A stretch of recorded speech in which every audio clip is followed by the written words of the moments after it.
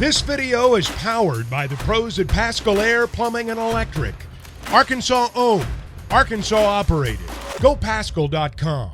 Get a chance to talk with Courtney Mims from Pig Trail Nation, pinch hitting for Alyssa today. She's hosting the women's basketball luncheon with Mike Neighbors. In fact, I just saw a photo with the two of them sitting next to each other. We'd rather have you on anyway, Courtney. How are you today?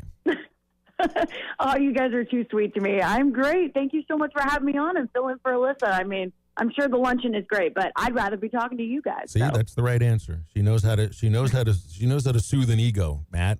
We're talking in-state rivalries just a moment ago. We actually had a text in from a listener a moment ago, too. This literally just came in. Jim in Mountainburg says, Florida beats Florida State. How much fun would you have with that? Oh, Jim in Mountainburg. I like you a lot. I don't know who you are, but I like you a lot.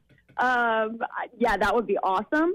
Unfortunately, I don't think it's going to happen, but hey, battle of the backup QBs. Maybe it will. I mean, I watched Tate Roadmaker play. I was actually in Panama City Beach, and we did a story on him when he was the backup for them, in like 2021, 2020. So he's been there for a while. He's been waiting his turn, and he got some action years ago. You know, I think it was that 2021 season that he got some action. But again, I mean, it could be an interesting battle. I don't know. I mean, anything can happen in these rivalry games. It's in the swamp, which I like. So, you know, you're going to have a lot of Gator faithful showing up for the game, and it's going to be a good one, I think. Who knows what could happen? There's been so many crazy things that happen on rivalry week. Am I right? Oh, it's going to be a great weekend. Rivalry weekends, it's a great weekend. Do you think, Courtney, any of these Michigan distractions with Coach Harbaugh, how do you see that Ohio State-Michigan? That could be, you're getting two top 5 teams matching up right there. Oh, you do. And I like that matchup a lot this week. I don't think you have any distractions with this Michigan team.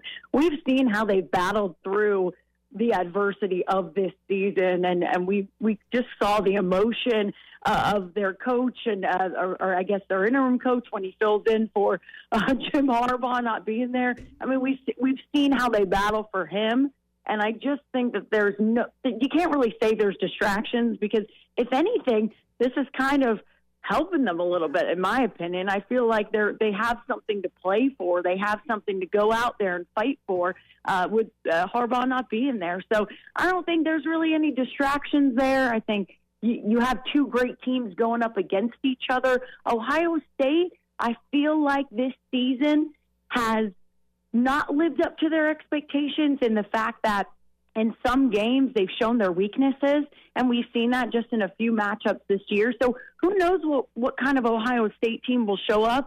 But I think, again, you look at that matchup and you can't say that neither of those teams are fantastic.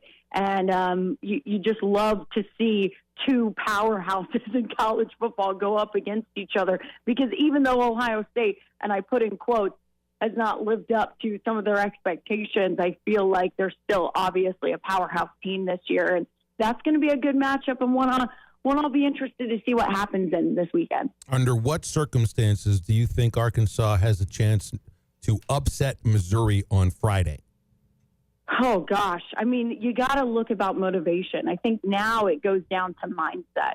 And anybody who has played any college sport knows that you've got to be in the correct mindset going into this one. I like what I saw in the post-game press conference. I think it was Brady Latham who even said it, where he was like, you know, we're excited for this game. The locker room's excited for this game. No one wants to go out there and not play. So I think that is a great mindset to be in. Again, I've talked to Mike Irwin about this, and he's skeptical on that mindset. So we'll see what kind of Razorback team shows up against this Missouri team. But I think when you really, really look at it, there is still a lot to play for. And I know that they're not playing for a bowl game, okay, but can you imagine going in and to Razorback Stadium and upsetting your rival in Missouri, a team that's trying to get to 10 wins on the season, a team that still wants to play in a New Year's Six bowl, and going in there and upsetting them, a ranked opponent? I mean, that really would be a nice end to a season that just hasn't lived up to expectations in the slightest, has been kind of a mess since it began. So to go in and get a victory would be huge for this team. But it all comes down to how they start and how they play. If they come out flat, I mean, there's no way they're winning that game. If they come out like they did against Auburn, absolutely not. They're not going to win, and it may be a crazy, awful blowout. But if they come out and play like they did against Florida, I mean, that's what you want to see that team show up for this matchup. And I think we're going to find out very quickly in that game which team has shown up to play. Is it the one that we saw in the Swamp, or is it the one we saw against the Tigers in Razorback Stadium? How big would that be? You know, that our offense, we could get it going on. Coach Pittman, it'd be our first win over a team going to a bowl this year. Be big time. Hey, Courtney, you get yes, sorry. Okay, you get Arkansas at Stanford in the battle at Atlantis there. What are your thoughts on this basketball team, what you've seen so far? Yeah, I've seen a really great team, and people are going to, I know there are people out there that saw that UNC-Greensboro loss and went, oh, no, that's, hey, this is already writing on the wall. They're not going to make it in the tournament.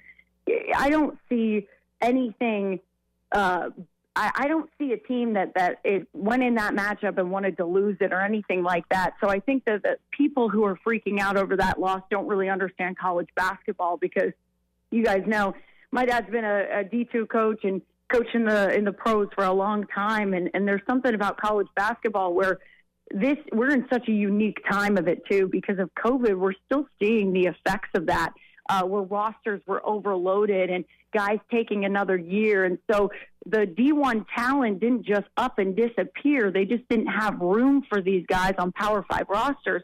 So they went to other schools, lower tier D1 teams, even D2 teams. So we're still seeing kind of the effects of what COVID has done even in college basketball. And it's kind of spread around the talent, so to speak, and to UNC-Greensboro, to other teams like Old Dominion, things like that, where they have legitimate talent on these rosters, and now you're seeing it. So I don't think that the loss was any cause for concern. This team is still an incredibly talented team, and I think they just need to work out those kinks early on. Something about Musselman's teams that can make them so good is the turnover that he has, the kind of roster redo, but kind of the downfall of that is how early on can you get these guys to gel with each other? How early on can you get them to click on the same cylinders? And so that's what you're seeing still happen with this team right now. And I don't think, again, no, don't pull the fire alarm. Don't freak out just yet on this team. They're a very, very, very talented team. I love that the depth on it. I love that different guys can step in and fill a role. You know, one of the things I've always said, I said since the beginning of the season, I guess, is I wonder who's going to step up in kind of that center position for them. That was one that I kind of had a little bit of concern about going into the year. You have so many guards, but do you have a big man? And is it going to be Trevin Brazil? Can he fill that? Can Makai Mitchell be consistent? Those are some of the questions I still have about this team, but I think they'll be answered moving on throughout the season, and especially in Atlantis this week, because, I mean, you have a Stanford team that's not a bad talent to go up against this year. And so you're going to find out a lot of things in that game too. And looking at that entire bracket, you have teams who are talent loaded. So they're going to be tested over in the Bahamas. And I'm excited to see how they handle those tests, especially coming off of a loss that the team didn't feel good about. Coach Musselman didn't feel good about. So how do you respond? How do you go and combat that and go into this week and get some wins? And I'd really like to see them do that, and so we'll see what happens this week. But this will be a great test for them for sure. I think what some fans are a little nervous about with basketball might not necessarily be that they lost to Greensboro. I mean, that there's a lot of upsets right now going on in home buildings across college basketball. I think some of it is, you Muss in the offseason seemingly fixed that they were a team last year that didn't really shoot the three very well. You know, you got guys who can shoot the three, but what this has left is potentially a team that has trouble guarding the three, and so this is to me like partially what the non-conference is about, and certainly for Muss, this is figuring out what your 7 man rotation looks like. but now also how do you take what you view your rotation and improve in an area right now that there's noticeable room to improve? You know, he's not a coach really that goes to the zone. Some people have said, what about a zone? I think that there could be a problem once you get into the SEC and certainly in the tournament, because they got guys that can shoot from all sorts of spots from past that 3-point line. And that's the thing that I see on Friday that can be a team's undoing in March. And I think that might be in some fans' minds. Yeah, and I think you're exactly right about that. These lower tier D1 teams are exposing kind of this team's weakness early on, right? They're showcasing, hey, this is where you're struggling, and like you said, guarding the three is certainly somewhere that you want to see improve. But it is so early on that I think that's something that when you talk about how do you improve on it, well, it goes through and you improve on it through practice, A, but B, going up against teams that challenge that area. And you're going to get that early on in this non-conference schedule. Like you said, you're going to get teams that come in here and try and test you in those weaknesses and test you on those weak spots. And that's how I want to see this team respond, because there is going to be a moment where they either step up to that challenge or they don't, and we're going to see that. I mean, again, you have the battle for Atlantis, and then you have Duke coming in at the end of the month. And so that, to me, you're going to be tested this week, and then also when you face Duke very heavily. We're going to find out what this team really is made of, even before we hit that SEC slate, which is kind of great in terms of, hey, Coach Musselman, you're gonna know what this team needs to work on pretty quickly. But also, I mean, for the fans, it's just kind of a stressful thing, because you're going up against this talent. You don't want to see this team lose. They don't want to lose, but there's a good chance that all of these teams can go in and upset them on any given day. So I think you're right on that. This is the time to figure it out. But man, you wish you had a little bit easier non-conference schedule to figure it out in, because even their lower tier D1 teams are good teams. I even said that before the season started. I went, man, they have a really tough non-conference schedule, and throw out the Duke games, throw out the Purdue exhibition, throw out, the Battle for Atlantis tournament. You have other teams coming in that are better than I think people believe. And so, yeah, it's a tough non-conference schedule, but you hope that just proves that this team can be a threat when it comes to SEC play, and then obviously the postseason in March. Courtney, I want to close on a thought that might, your experience at Florida, kind of dig into that a little bit, because now you have you've experienced these last few weeks for Arkansas football have really been interesting. And I mean, but we go through this cycle every 4 or 5 years at Arkansas, meaning changing coaches in football.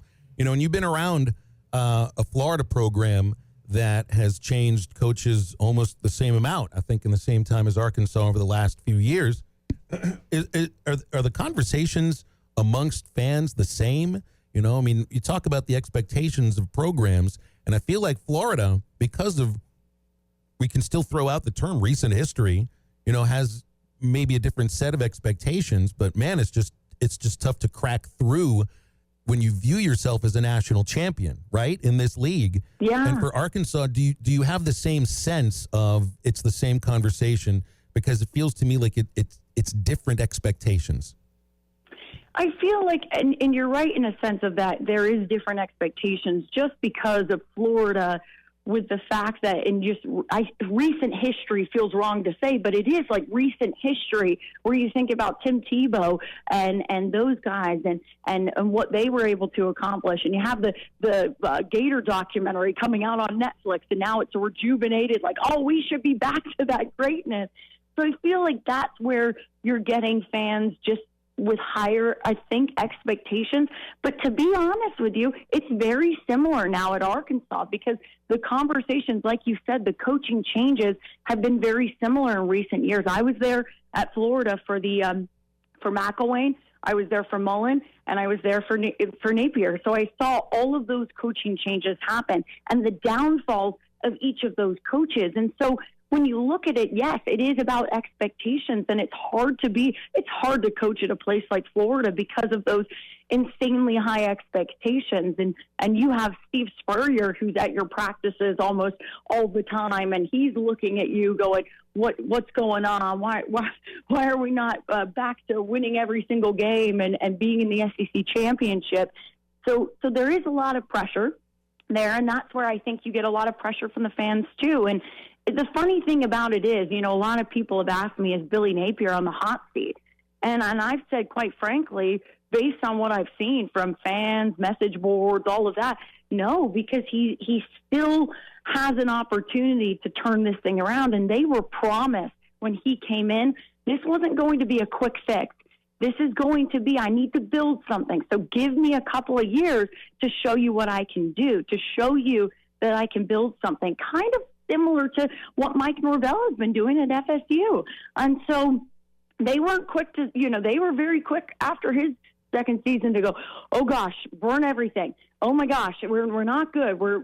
This guy was a bad hire, and they just had to give it just a little bit of time. And so that's what I think Florida fans are kind of looking at that example and going, all right, don't push the panic button just yet. We're going to go and we're going to see what he can do. He's still bringing in top recruiting classes. I think 1 or 2 is what they were ranked coming into next season. And I don't know if that's still the ranking, but that was what a lot of fans were telling me when I was there. We still want to give him another opportunity because he's bringing in these top ranked recruiting classes, and we want to see what he can do with them. So I think he has saved his job a little bit just by the recruiting aspect. But it's Sam Pittman, and you bring that conversation into it. Sam Pittman has had time, right? And I get where the fans are frustrated because you're seeing this. You've had a coach that's come in here and been better than you expected, and now this season was not what you guys expected. But that happens sometimes. Now, if it happens on a consistent basis, then you got an issue. But for right now, I can see where Hunter Yurachek is coming from, and I can see where the fans are coming from. I'm kind of in the middle there where I'm going, okay, I understand where you guys are upset, but I also understand where they're coming from at a business standpoint of keeping this guy, seeing what he can do next year. This season was kind of crazy in general with Dan Enos getting fired through the season and Kenny Guyton stepping in as the interim, and you have all these factors going into this season that people didn't expect. So you give Sam Pittman another shot. You say, if you knock it out of the park with an OC hire, who knows what could happen next year? And apparently, you guys probably have talked about it on the show, but the NIL promise of things are getting better at Arkansas with that next season kind of gives you some hope that they'll be able to use that money and bring in some top talent. And then at that point, we could be having a totally different conversation next year. But I think Arkansas is getting to the point of where they expect greatness every year, and why shouldn't they? You look around at every other program on this campus, and you see greatness, right? You look at what Dave Van Horn's doing, the Eric Musselman, Courtney Geifel with softball. You look at what Coach Buck is doing with track and field, and so you see greatness all around you. And that's why I think the expectations just get higher and higher for the football team, because that needs to translate there too, right? That's your top tier sport. That it needs to be just as great as everything else. BetOnline is your #1 source for all your betting needs. Get the latest odds, lines, and matchup reports for baseball, boxing, golf, and more. BetOnline continues to be the fastest and easiest way to place your wagers, including live betting and your favorite casino and card games available to play right from your phone. Head to the website or use your mobile device to sign up today and get in on the action. Remember to use our promo code BELIEVE, that's BLEAV, for your 50% welcome bonus on your first deposit. Bet online, where the game starts.